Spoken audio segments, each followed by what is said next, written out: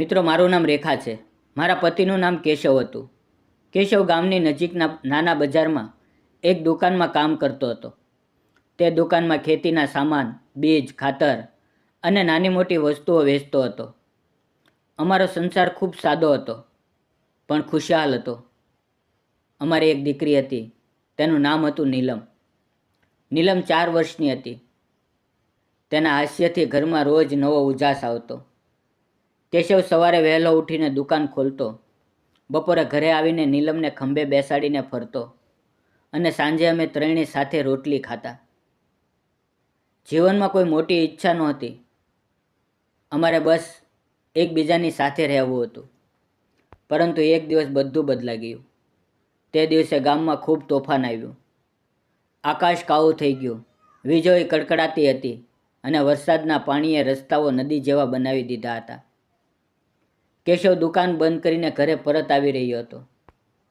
તેની સાયકલ પર તે ઝડપથી આવતો હતો, કારણ કે નીલમને તેની વાત કહેવાની હતી. તેણે નીલમ માટે એક નાનું રમકડું લીધું હતું, પરંતુ રસ્તા પર પાણીના કારણે સાયકલ સ્લીપ થઈ અને એક ઝડપી ટ્રક સાથે અથડાઈ ગઈ. કેશવને હોસ્પિટલ પહોંચાડવામાં આવ્યો, પરંતુ ડૉક્ટરે કહ્યું કે તેને બચાવી શક્યા નહીં. મારા જીવનનો આધાર એક જ રાતમાં ખતમ થઈ ગયો. મારા સાસુ સસરા તો વર્ષો પહેલાં જ ગુજરી ગયા હતા. તેથી હું અને નીલમ એકલા પડી ગયા. ગામમાં રહેવું મુશ્કેલ થઈ ગયું. લોકો સહાનુભૂતિ બતાવતા, પણ કોઈ મદદ કરતું નહીં. દુકાનના માલિકે કહ્યું કે તેના બાકીના પૈસા આપી દેશે, પણ તે પણ થોડા જ આવ્યા. છેવટે હું નીલમને લઈને મારા માતા પિતા પાસે ગામડે આવી ગઈ. મારા મા બાપ એક નાના ખેતરમાં કામ કરતા હતા. તેણે મને આશ્વાસન આપ્યું અને કહ્યું, બેટા, અહીંયા રહી જા.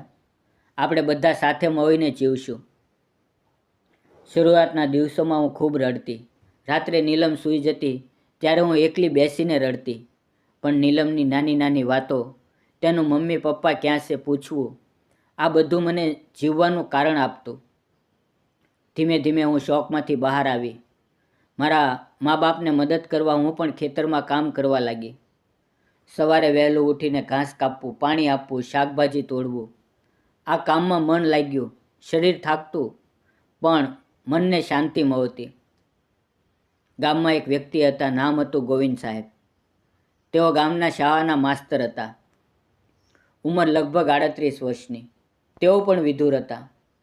તેમની પત્નીને 2 વર્ષ પહેલાં કેન્સરથી મૃત્યુ થયું હતું. તેમને કોઈ સંતાન નહોતું. તેઓ શાળામાં બાળકોને ભણાવતા અને બાકીનો સમય પોતાના નાના ખેતરમાં વિતાવતા. ગોવિંદ સાહેબ ગામમાં ખૂબ આદરણીય હતા. બાળકો તેમને માસ્તરજી કહેતા અને મોટા લોકો તેમની સલાહ લેતા. એક દિવસ મારા પિતાએ કહ્યું કે ગોવિંદ સાહેબના ખેતરમાં બટાકાની લણણી ચાલી રહી છે અને તેમને મદદની જરૂર છે. તેથી હું ત્યાં કામ કરવા ગઈ. પહેલા દિવસે ગોવિંદ સાહેબે મને જોઈ અને ફક્ત નમસ્કાર કર્યા અને કહ્યું, કામ કરજો, જો થાક લાગે તો આરામ કરજો. હું બટાકા ઉખાડતી રહી. બપોરે તેઓ ચા લાવ્યા, અમને બધાને આપી, મને પણ આપી અને પૂછ્યું, તમે રાજુની પત્ની છો ને? મને ખબર પડી છે. ખૂબ દુઃખ થયું. મેં ફક્ત માથું હલાવ્યું. તે દિવસ પછી હું અવારનવાર તેમના ખેતરમાં કામ કરવા જવા લાગી. ધીમે ધીમે વાતો શરૂ થઈ. તેઓ મને તેમની પત્ની વિશે કહેતા કે તે કેટલી સારી રસોઈ બનાવતી, કેવી રીતે બાળકોને ભણાવતી. હું પણ રાજુ વિશે કહેતી કે તે કેટલો હસમુખ હતો, કેવી રીતે નીલમને ખંભે બેસાડીને ગીત ગાતો. અમે એકબીજાના દુઃખને સમજતા થયા. એક દિવસ તેઓએ કહ્યું, રેખા, જીવન એકવાર આવે છે, દુઃખ આવે છે, પણ તેને જીવવાનો અંત બનવા દેવો જોઈએ નહીં. તમારી દીકરી નીલમને એક સારું ભવિષ્ય જોઈએ છે. મને તેમની વાતોમાં હિંમત મળી. એક બપોરે અમે બટાકાની લણણી પૂરી કરીને ખેતરની ધારે એક પીપળાના ઝાડ નીચે બેઠા હતા. ઠંડો પવન ચાલી રહ્યો હતો. ગોવિંદ સાહેબે અચાનક મારી તરફ જોઈને કહ્યું, રેખા, હું તમને ખૂબ માન આપું છું. તમે એકલા આટલું બધું સહન કર્યું છે. મને લાગે છે કે આપણે બંને એકબીજાને સમજી શકીએ છીએ. જો તમે ઈચ્છો તો હું તમારા અને નીલમના જીવનમાં આવવા માંગુ છું. મારી સાથે લગ્ન કરશો? મારું હૃદય ધડકી ઉઠ્યું. મને ડર લાગ્યો. ગામના લોકો શું કહેશે? માસ્તરજી અને વિધવા? પણ તેમની આંખોમાં સાચો પ્રેમ અને આદર જોઈને મારા મનમાં શાંતિ આવી. મેં ધીમેથી કહ્યું, સાહેબ, મારે પણ તમારી સાથે જીવવું છે. પણ નીલમ, તેને પણ તમે સ્વીકારશો? તેણે હસીને કહ્યું, નીલમ મારી દીકરી બનશે. હું તેને ભણાવીશ, તેની સાથે રમીશ, તેનો પિતા બનીશ. અમે ગામના નાના મંદિરમાં સરળ રીતે લગ્ન કર્યા. ગામમાં શરૂઆતમાં થોડી વાર વાતો થઈ. કેટલાકે વિરોધ કર્યો, પણ ગોવિંદ સાહેબે બધાને સમજાવ્યું. તેણે કહ્યું, જીવનમાં દુઃખ આવે છે, પણ તેને જીવવાનું બંધ ન કરવું જોઈએ. રેખા એક સારી માતા છે, સારી સ્ત્રી છે. તેને નવી શરૂઆતનો અધિકાર છે. આજે અમે ત્રણેય સાથે રહીએ છીએ. નીલમ ગોવિંદ સાહેબને પપ્પા કહે છે અને તે તેને શાળાએ લઈ જાય છે, ભણાવે છે.